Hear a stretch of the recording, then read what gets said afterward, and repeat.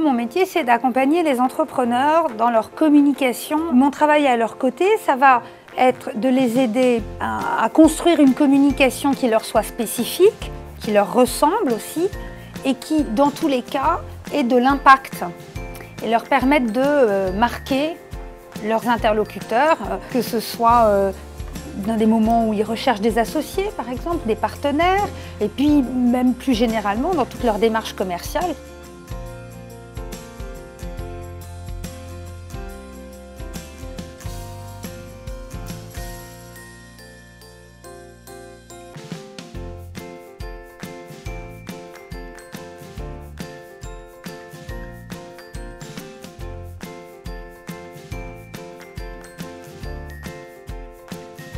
Plusieurs degrés dans la question de la confiance en soi, mais quelquefois on a des gens qui ont hyper confiance en leurs produits ou en leurs prestations, finalement pas tellement en eux-mêmes. On va essayer de réaligner ça. Il y a quand même une constante aussi pour un entrepreneur, c'est d'être dans le contact et d'être dans l'échange. Donc la confiance en soi, c'est vraiment quelque chose qui doit être bien dosé.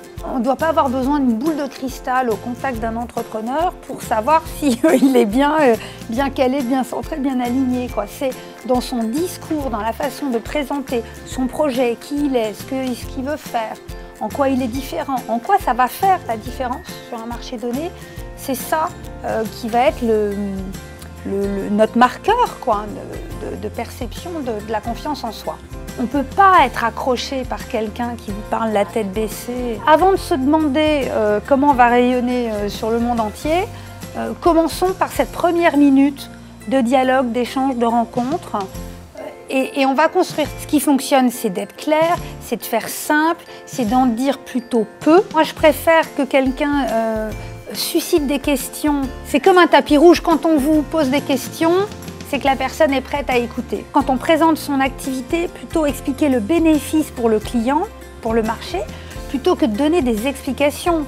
L'image de l'entrepreneur, s'ils y passaient autant de temps qu'à construire leur business plan, ils auraient des résultats formidables. Quand vous devez travailler ce que vous allez dire de votre positionnement, ça va vous faire réfléchir à votre positionnement. Si je ne suis pas capable d'avoir un angle précis quand je présente mon activité, c'est que le contenu ne va pas. Une posture ouverte, une attitude bien ancrée, ça va inspirer confiance à l'interlocuteur et la confiance, on la reçoit en retour.